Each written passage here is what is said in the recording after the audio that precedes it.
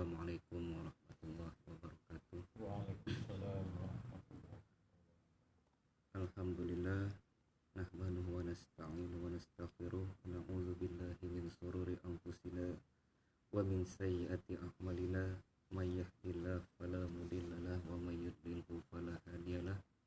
Asyhadu an la ilaha illallah wahdahu la syarikalah wa asyhadu anna Muhammadan abduhu wa rasuluhu allazi la nabiyya ba'dah. Subhanaka la ilma lana illa ma 'allamtana innaka antal alimul hakim. Rabbi shrah li sadri wa yassir li amri wahlul 'uqdatam min lisani yafqahu qawli. Amma ba'du, tuan-tuan dan puan-puan yang dirahmati Allah, puji syukur alhamdulillah kita panjatkan kehadirat Allah Subhanahu wa taala, yang mana pada malam yang berkah ini kita masih kembali diberikannya kesempatan, ya, diberinya kenikmatan, rahmatnya, karunia-Nya, sehingga berkat itu pula dengan izinnya kita bisa kembali berkumpul menghadiri pengajian kita pada malam ini. Dan tak lupa selawat beriringkan salam kita hadirkan kepada junjungan alam baginda besar Rasulullah sallallahu alaihi wasallam. Allahumma sholli ala sayyidina Muhammadin wa ala alihi wa sahbihi rasulillah ajma'in. Nah, tuan-tuan yang dimuliakan Allah, kita sambung pengajian hikam kita pada malam ini. Bismillahirrahmanirrahim. Bermula, himmat itu yaitu kuat nafsu berbuat dalam wujud dengan izin Allah Ta'ala, dan menamai orang yang ahli sufi akan dia himmat seperti yang ada daripada wali kuat yakinnya, dan daripada orang yang bertapa daripada kuat nafsunya. Jadi kata pengarang yang dikatakan himmat ini, ya, yaitu kuat nafsu, ya, berbuat dalam wujud dengan izin Allah Ta'ala, ya. Jadi ada suatu keadaan, ya, derajat orang yang berjalan salik kepada Allah tuh, ya, dia kuat kemauannya, ya, keinginannya kuat hendak kepada Allah tuh, tapi atas izin Allah Ta'ala itu juga, ya. Jadi orang yang berjalan tidak mengenal Allah tuh, awalnya memang Allah campakkan, ya, Allah sabitkan niat di dalam hatinya untuk kepada dirinya itu atas izinnya. Jadi sebenarnya kita lah, ya, murid yang berguru dengan mursyid, menjumpakan Allah dengan mursyid, guru yang mursyid yang betul-betul dapat petunjuk dari Allah itu timbulnya awalnya dari niat awak, ya. Karena memang ada niat awak hendak kepada Allah tuh, maka Allah berikan izinnya, jalan untuk awak berjumpa dengan guru yang perjalanannya sudah sampai kepada Allah. Jadi memang dari niat tuh timbullah kehendak awak. Memang semuanya itu memang diatur Allah. Berbagai macam cara, ya, orang yang datang kemari bertemu berjumpa dengan tuan guru. Ada yang datang dia untuk berobat, ya. Awalnya ada datang ibaratnya minta hajat ataupun ini. Adapun memang datang dia hajat memang betul-betul semata-mata ingin menuntut ilmu, ya. Jadi banyak jalan untuk kepada Allah itu disebabkan kita jumpa kepada guru kita. Jadi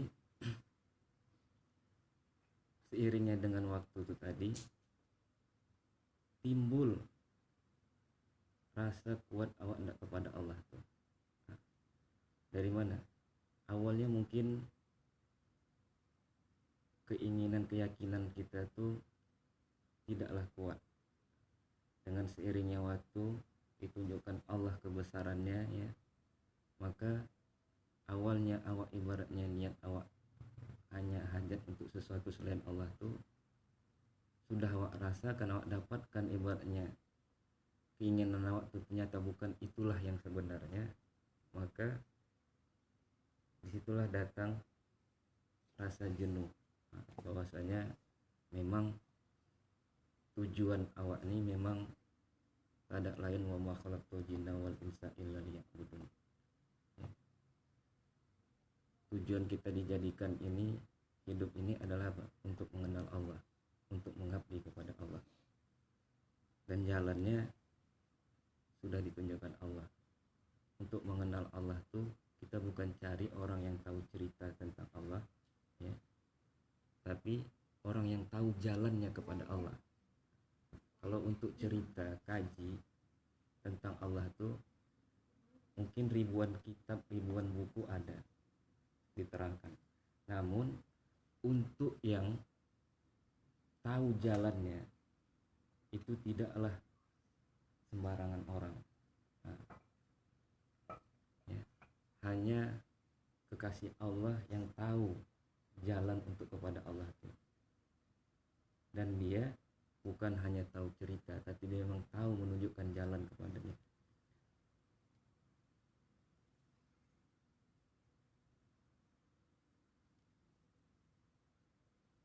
Dan daripada orang yang bertapa daripada kuat nafsunya. Nah, jadi orang tidak kepada Allah untuk ibaratnya kepada Allah tuh, ya, banyak cara dibuatnya. Nah, dengan dia berniat dengan sampai dia bersemedi bertapa, masuk ke dalam hutan, keluar hutan, ya, masuk ke dalam gua, tempat yang sunyi, berujlah menyendirikan diri. Sampai ibaratnya kalau kita tahu perjalanan Nabi Muhammad tuh, ya, dia mengasingkan diri berujlah ke gua Hira tuh, ya. Tuan guru besar kita, dia berujlah mengasingkan diri dari keramaian dari dunianya untuk mengenal Allah tuh ke Paloh Pandan sana. Memang itulah kuatnya kehendaknya. Awalnya memang kehendak itu memang awalnya memang dari Allah, ya. Nah, setiap insan, setiap makhluk tuh, manusia itu dikasih Allah modal apa? Modal niat. Nah, masing-masing ada niat enggak kepada Allah. Cuman kalau kata Tuan Guru, tergantung bagaimana dia menyatakan niat. Maksudnya ini, dengan dia bergaul dengan orang-orang soleh, dengan apa? Tergantung bagaimana dia bergaul. Nah, kalau misalnya ibaratnya dia tidak kepada Allah, lalu dia berkecimpung, dia bergaul, dia berhubungan dengan dekat dengan orang yang tidak kepada Allah tuh, maka niat di dalam hatinya, ya, naluri memang naluri hamba itu memang dah ada sebenarnya di dalam diri kita, manusiawi. Nah, setiap manusia itu memang ada dia modal tidak kenal kepada Allah tuh. Cuman karena itu tidak dipupuk ataupun tidak disuburkan dengan ibaratnya dekat dengan orang kepada Allah itu, berkumpul dengan orang soleh, maka wajarlah ibaratnya. Ingat juga saya jadinya ibaratnya lagu Tombok Hati itu, ya. Nah, Tombok Hati itu kan apa? Berkumpul dengan orang soleh itu salah satu iktikat kita, usaha kita untuk menjaga niat kita supaya tetap kuat kepada Allah. Jadi sebenarnya walaupun kita ini di saat ini kan ujian terberat murid ini kan, kita di saat ini kita jauh ditinggal zahir oleh Tuan Guru. Nah, karena zahirnya Tuan Guru tak ada di kolam, ya, maka di sini juga mungkin lah salah satu ujian untuk kita tentang bagaimana niat awak nak kepada Allah. Apakah dia tetap ibaratnya berkumpul dalam jamaahnya, ikhwan-ikhwannya, ya, ataupun ibaratnya hanya datang hanya sekedar mengaji aja. Jadi sebenarnya di situ juga lah menunjukkan betul tidaknya niat kita yang hendak kepada Allah atau tidak. Karena itu tetap berpengaruh, tuan-tuan dan puan-puan, kata Tuan Guru. Dengan dengan awak dekat sama ikhwan sesama yang tujuan, satu niat tadi, satu tujuan, itu memang dia ibaratnya seperti ikatan rantai itu yang tak putus. Jadi kalaupun lemah ibaratnya amal, karena kan kita dengan aktivitas awak hari-hari, dunia kita, pekerjaan kita, hal kita banyak, ketika kita ibaratnya apa itu kan bisa datang redup semangat hendak bertuhan, ada rasa kejenuhan. Nah, namun ketika kita kumpul kembali ya, bercanda ataupun ibaratnya bergaul, bermain ataupun apa, dengan awak dekat sesama ikhwan aja itu bisa saling menguatkan. Bisa jadi di saat ini rasa Tuhan Acun yang betul-betul kuat kepada Allah, rasa awak lemah. Nah, rasa Tuhan Nawan kuat, rasa awak lemah. Jadi ketika dekat kepada orang yang rasanya kuat kepada Allah itu bisa jadi magnet. Nah, bisa ibaratnya menularkan ibaratnya aura positif. Nah, semangat tuh bisa ditularkan. Nah, jadi walaupun ibaratnya zahirnya Tuan Guru ada, namun kan batinnya kan tetap ada di murid-muridnya. Nah, cuman masalahnya mungkin awak lemah di saat itu membatinkan dia, ikhwan yang lain kebetulan memang lagi kuat-kuatnya. Nah, jadi memang untuk berkumpul bersama-sama itu memang adalah suatu yang betul-betul penting. Nah, bukan hanya sebatas ngaji aja berkumpulnya. Dan daripada orang yang ahli arifin, daripada jahatnya, hajatnya, dan dari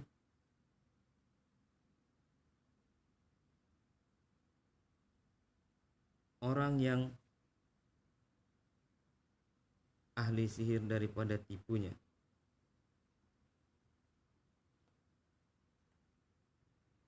Jadi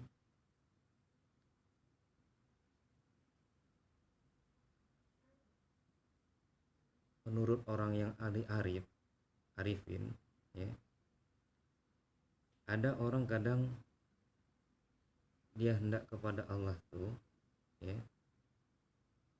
dengan jalan ibaratnya dia tafakur ataupun dia ibaratnya bersul ataupun apa, didapatnya lah suatu kelebihan, keramat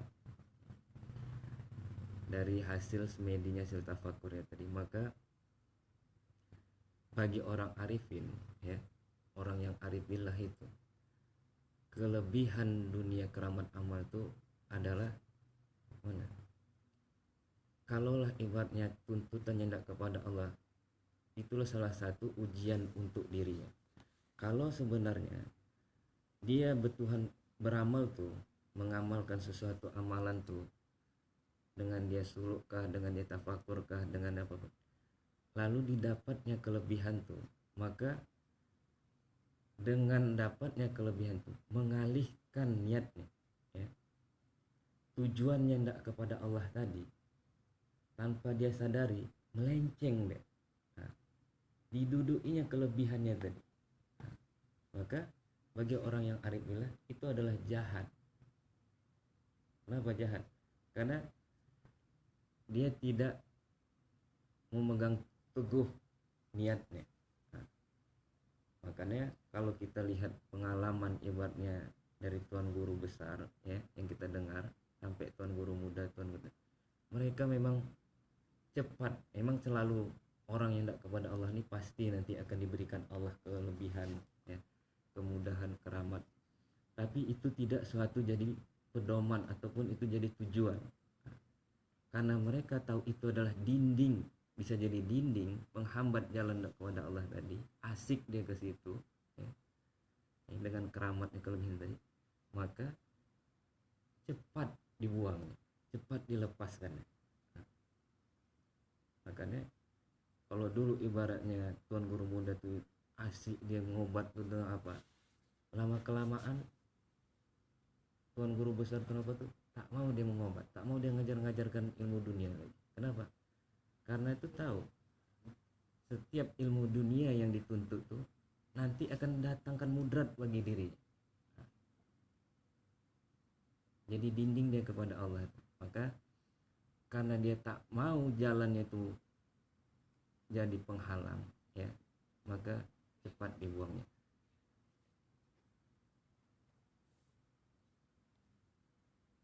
Dan adalah himmat itu atas dua bahagi, suatu kubro dan yang kedua sugro. Maka yang sugro, yang kecil, satu kubro maksudnya yang besar, dan yang sugro itu yang kecil, maka yang sugro itu yaitu ta'aluk hati pada suatu yang dicita padanya, dan yang kubro itu yaitu ittisal hati, terhubung hati pada Allah dengan tiada infisal, terpisah. Dan apabila tiada ada iradat daripada Allah yang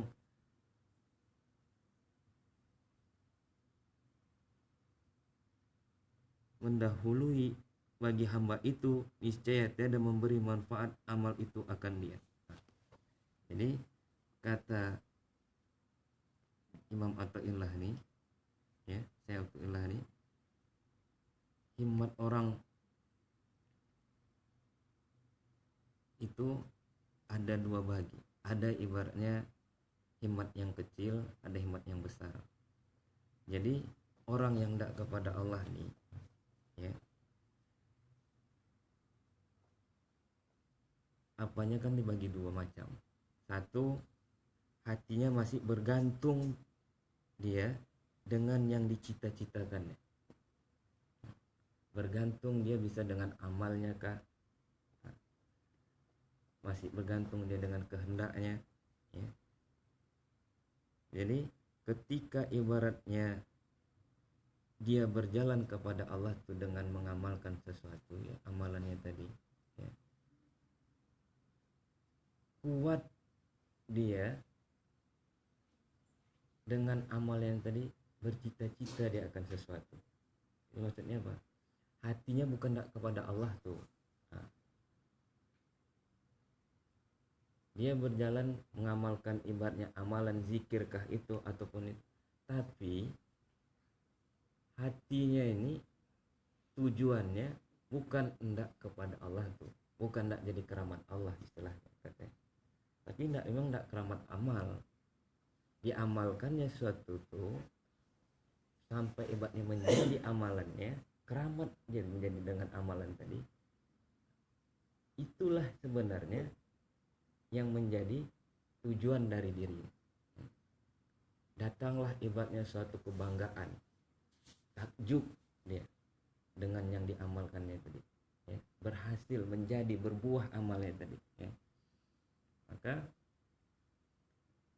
dengan yang ibaratnya tadi, ibaratnya dulu dia tak bisa ngobat, tiba-tiba bisa ngobat, ya. Dulu ibaratnya dia tak bisa begini, tiba-tiba bisa begini. Nah, dengan yang dapatnya itu tadi, ta'aluk hatinya, bergantung tanpa terikat hatinya di situ, ya, maka sesungguhnya itulah menunjukkan kejahilan dirinya.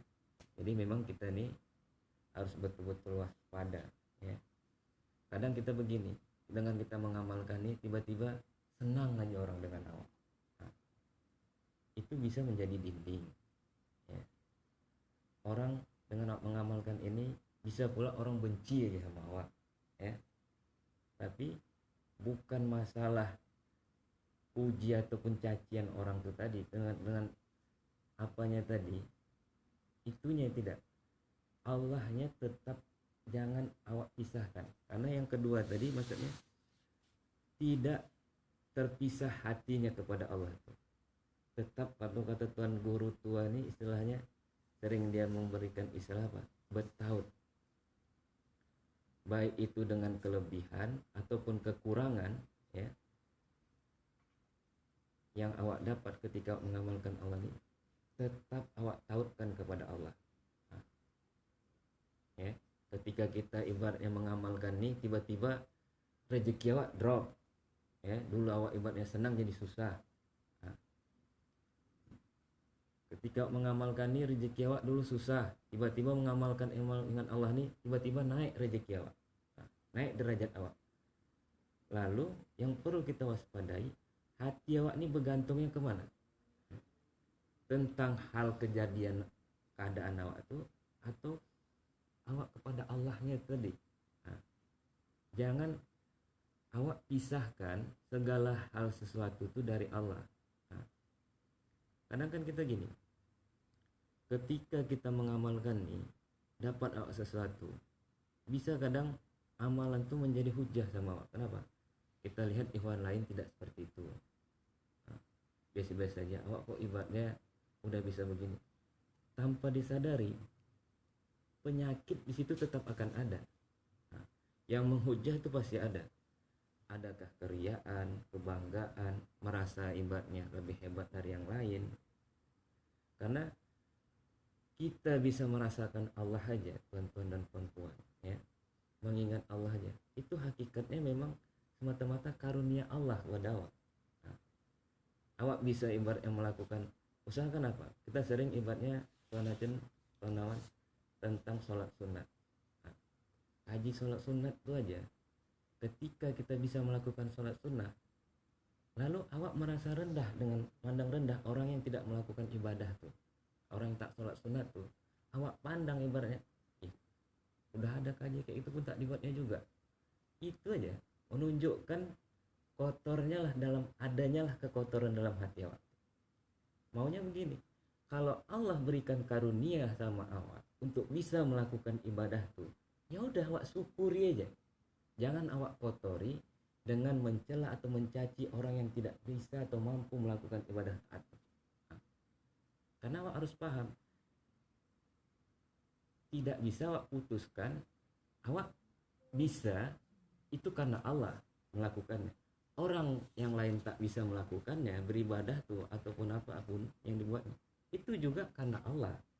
Jadi maksudnya gitu, jangan awak pisahkan, tetap awak tautkan hati awak dalam setiap pandangan awak di dalam diri maupun di luar diri. Agar apa? Agar pandangan awak selamat. Nah, betul lah awak memandangnya bahwasanya baik buruk itu datangnya dari Allah. Ya tuan-tuan dan puan-puan,